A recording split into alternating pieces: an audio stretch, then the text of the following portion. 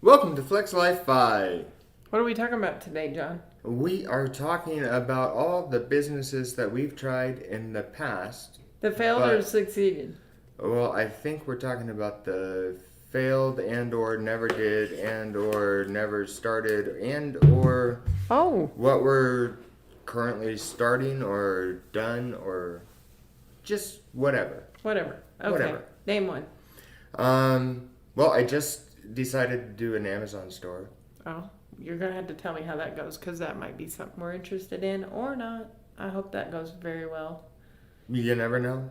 So, do you want to talk about any of the specifics or are you just trying to look for different businesses, low cost, setup, high return? Are you looking at the ROI or return on investment or what are you looking at? I think we're just kind of wondering what we've explored in the past and why you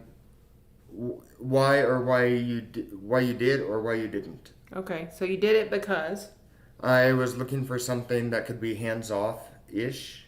So I wanted something that I have tried the Amazon before, but I did not want to be the one ordering a whole bunch of products Or sending it and out. sending it out and having to do like put the label on and ship the product to so and so. Yeah, you'd have to That's have not products. something that I have the time for or the ability to take a whole bunch of stuff to the post office and figure it out. And someone decided they could help me out with it. So, So hush you're hush. partnership, right? Yeah, so I'm trying to get some help with it, and so I think I found somebody that can help with that. Cool. I think one of the first businesses Bill and I tried was when we were in our early 30s. We opened up a coffee shop. We built it. So I don't think you need more caffeine. No, but in the time, it was a little bit ahead of its time, and this town had no coffee shop, and probably before Starbucks was in most. So I'm dating myself. It's like 22 years ago or something. So you called it Star Dollars. No, we called it Java Zone Uh, for Coffee Zone, and it was a drive-through in a very small town, and it would have probably did better had it been in a bigger market, but we were right off the interstate, about maybe zero point 0.3 miles. Trouble we had with that was dependable help. I was working night shift, Bill was working day shift, so when the day shift person didn't show up, guess who got to go to work? Shaggy. No, Oh, Shaggy would not work it, but she was too stealing from the drawer oh. and giving out free drinks to people, so we couldn't maintain that kind of. And I couldn't work all night in the ICU being responsible for people and then hardly make anything during the day working at a coffee shop. So we had to close that down and we sold the building and all its contents and kind of used a home equity line of credit to learn that mistake with. Understandable. So I have tried multiple other like websites. I have done the like Etsy T-shirt, the scrub hat kind of thing. You didn't make them, you just sold them? I had my aunt and mom try making some scrub hats and Oh, then nice. sell those. I wish I had It that turns out you can't make a sweatshop out of your family. It doesn't work out too well. Your mom didn't appreciate it? As much as that was fun, if you get big orders and that kind of thing, it's no fun for anybody. Deadlines. Deadlines are no good, and there's not really a margin on it, and then like you feel bad that you can't really pay anything either. Yeah. So there was never any real money made either. Right. So retail in general, never really a great thing. So that was kind of out. Let's see. I've invested in some oil wells, but those are still kind of coming online, so there's not a whole lot of return yet. That's like mineral rights or Mineral rights, I'm looking at mining. Yeah, and I'm looking at the active interest to be able to write more off on taxes because turns out with a higher income, you want to be able to write off more on taxes. So that is what I'm looking at in the near term future.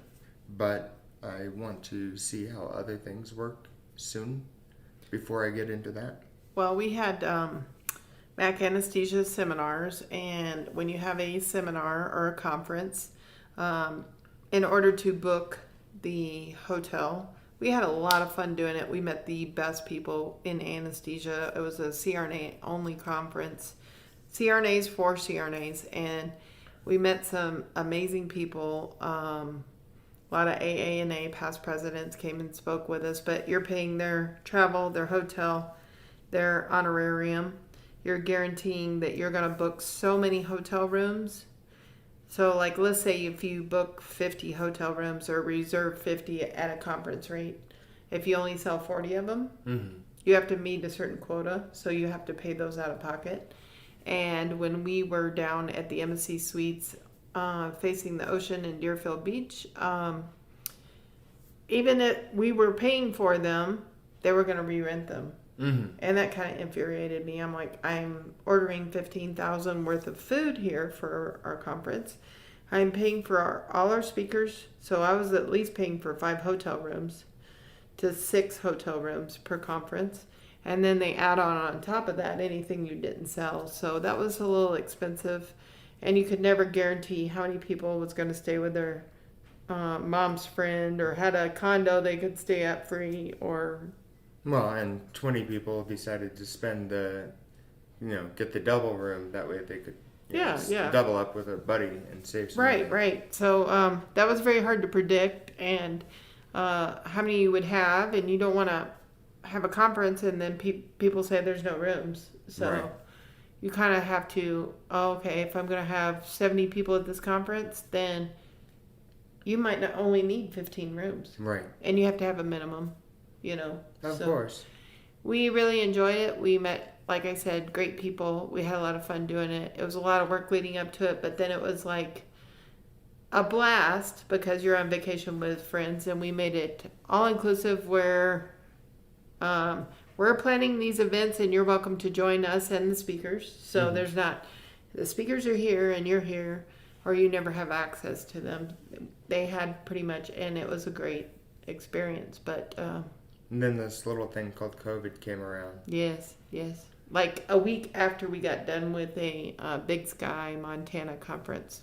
We were like literally on our way home when things started shutting down. So that kind of put the squelch because people want to do things online and not spend the money and take part of their vacation to go do their continuing education. But it was a lot of fun. We enjoyed it, but not profitable. Do you think it's harder now to set up a business that will survive than it maybe was 20 years ago? Yeah, absolutely. Because, you see retail stores go out of business on a daily basis or chains shut down and that sort of thing. And mom and pop stores online has changed things. But one thing that I always advise, and I know you advise and do it as well, is we've had a friend, start a business, and you got to have 5 years of income to support that business. Right. To say, like we have this boutique hotel going on. It's not paying for itself. It doesn't cover all its bills, so who's going to pay it? So we go to work to pay the bills of the hotel until it's able to support itself. And that's what I'm saying is you've got to do a lot of free research or online research or read books, videos, all the free education you can to know how long do I give it a go before you either say it's going to make it or not going to make it. Or it's not going to make it, yeah.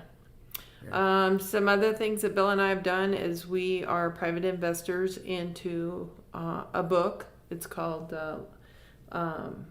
Life is Rosie, and it's about Rosie the reindeer, and it's about how she overcomes her obstacles of being compared to other people to find her talent and to find her shine. So, Rosie Finds Her Shine is the first book, and the second book is Monty the Moose, and it's for little boys. It's like there's pajamas, there's what are they called? Flip books for kids like Socorro's age, and then there's different products that you can buy. There's a doll that you can change your outfit and that sort of thing. So I'm sure there's Murphy the Moose that'll come out with his own outfits. And Of so course.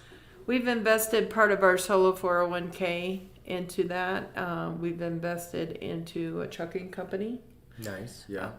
We've done private loans for people, and that all depends on who you vet and who you give the money to, as Right. whether you get your return or not. So Bill and I, as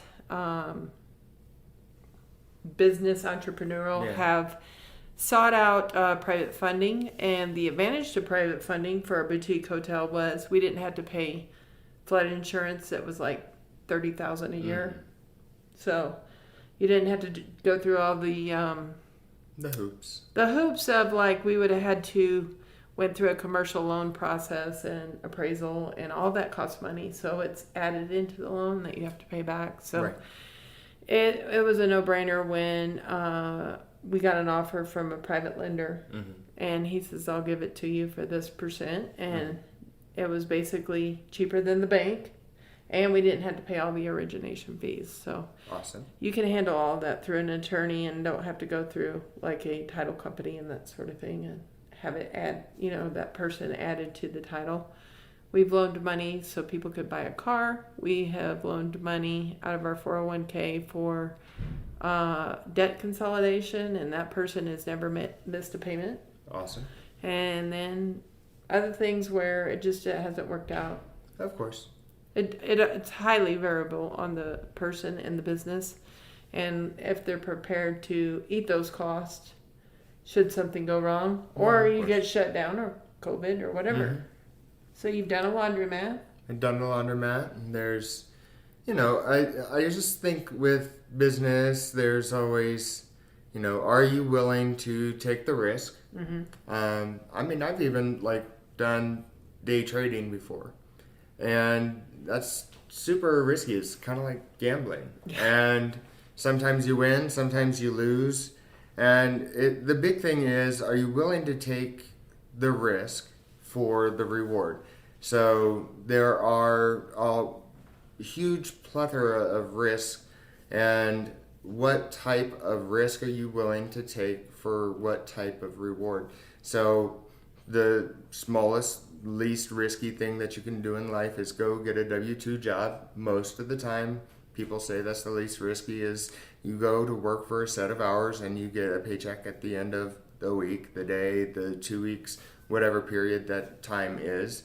And that's the, lowest risk for the lowest amount of reward. Well, when we did that Robert Kiyosaki employee, they said that's the highest risk because you're putting all your eggs in somebody else's decision-making basket. Right. You could get laid off, you could get fired, and you have one client, your business. employer, yeah. So I guess it depends on how you look at it, but if you are one of those people that can't balance, I got to go 6 weeks without a check, or I got to help fund this until it can get going on its own.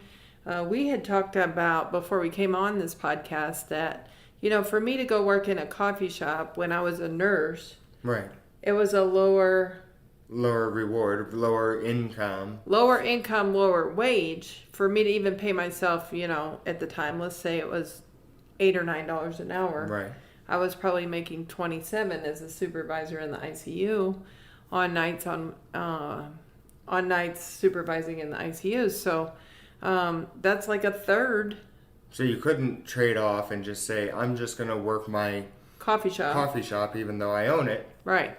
And to pay myself $27 for 3 hours or work one as a nurse, it was more lucrative. So you want to get something and you want to hand off tasks to people that are qualified to do it and enjoy doing it.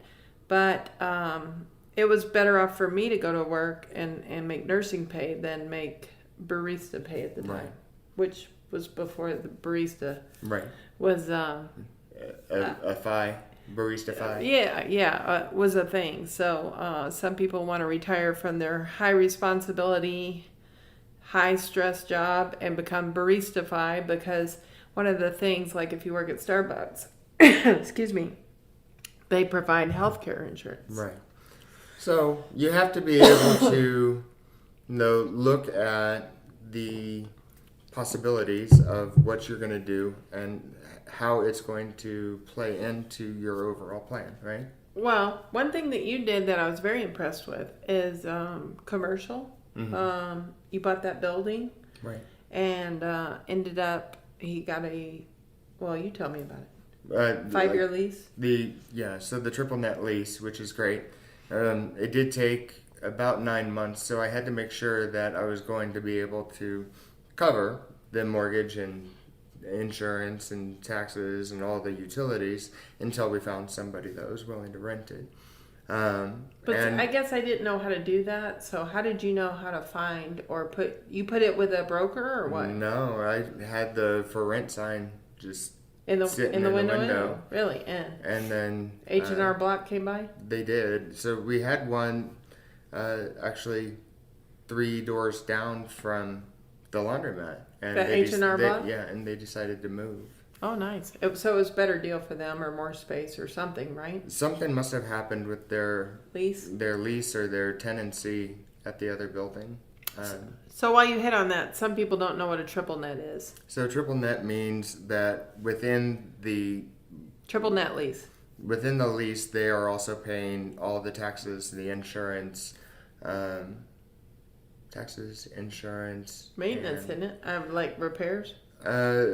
with some exceptions. So, like the exterior of the building, and like roof, windows, main utilities are still my responsibility.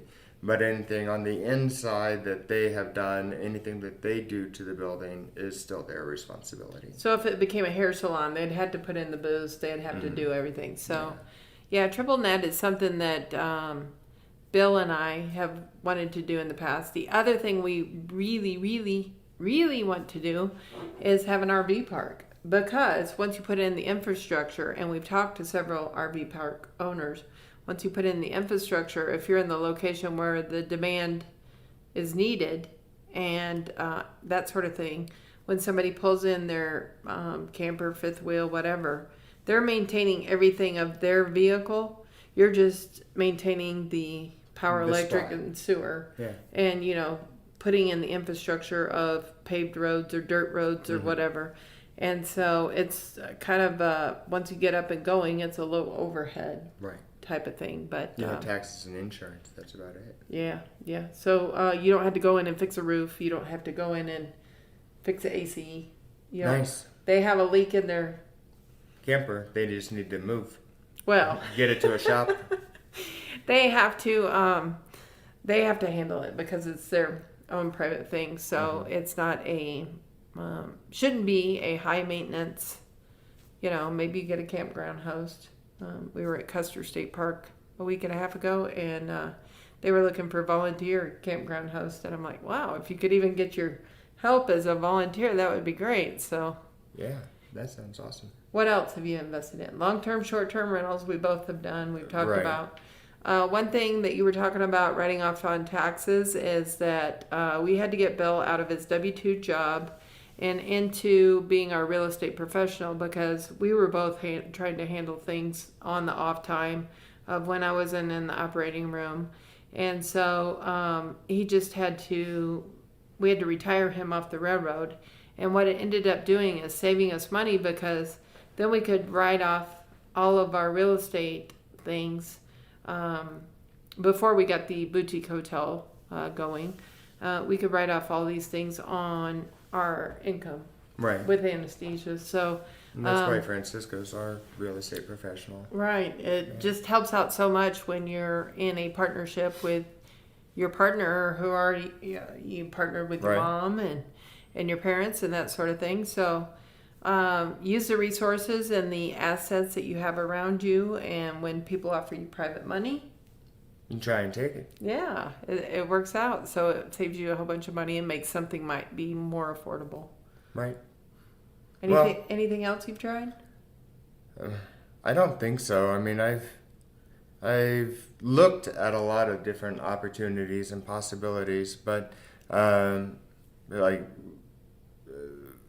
every. Didn't you do a locum CRNA website page or Oh, something? we have. I still have that, and I've tried like a job board and job page. I've tried multiple different things that kind of fit into that, but we still have it. I still have it. I have the education program that Vincent and I have done, and What's the name of that? oh my God, I'm all of a sudden blanking. So it's there's a lot. What him and Vincent's done is when you start out into a 1099 type of job or any type of job where you're not getting a W-2, and that's just an IRS status. If you say W-2, it's a W-2 employee. 1099 employee, usually with no benefits and a higher hourly wage, is there's certain things that It's locuminstitute.com. okay, cool. Go visit that if you want to learn about things that you can deduct and how to. That's going from being a W-2 CRNA to being full 1099, and we go over a lot of that transition part, and then setting up a lot of the retirement things. We talk about a lot of the differences between Schedule C and being an S Corp, that kind of thing. But it could apply to other professions as well, right? Oh, obviously. Anything that would be, especially in the medical field, going to being a 1099 or a locum professional. And no matter what you do, if you go from one job classification or filing taxes and working sporadically or under contract and stuff, there's nuances to learn, and I highly recommend checking that out because if you can save some money on taxes, who doesn't want to save money on taxes? Oh, absolutely. And we're always open to questions, and I know Suzanne and I would both be open to questions on this podcast as well. As we're definitely on the FI side, but we're also on the business side. And so we're definitely open to those questions. I mean, we just released the Solo 401k and the Self-Directed Solo 401k podcast this week, and these will be coming out in the next couple of weeks. So we're definitely very into the retirement and the saving on taxes and business oriented. So any of those questions, if we don't know the answer, we're definitely intrigued and we want to know. Yeah. So we'll find it out. We want to find out from you, what businesses have you tried and what obstacles did you run into, or did you just fall into a pot of gold and didn't have to pay taxes? Where's that leprechaun? No, where's the rainbow at, right? Well, the rainbow with the pot of gold, because we might join you. Yeah. What have you tried? What's worked? What hasn't worked? What have you thought about? Bill and I thought about a UPS store too, but that's again where you're buying a job, buying yourself a job. So, like I said, I didn't want to give up nursing to go to barista. I liked barista, but it didn't pay the bills, and I couldn't be at two places at once. So, you don't want to buy yourself a new job where you're committing yourself more for less pay because you have to pay for the business as well. So yeah, and we don't need a third and fourth and fifth job. We're got looking plenty. for less jobs. So if we can find other people who, not how, to do those jobs, we're happy to take on extra businesses and that kind of thing, as long as there's a way to manage the managers. Yeah. So if you have other ideas or something that we should look at, we're open to that too. Yeah, let's start a discussion and drop us a note in the comments or just a statement. Private note. Yeah. All right. Let us know.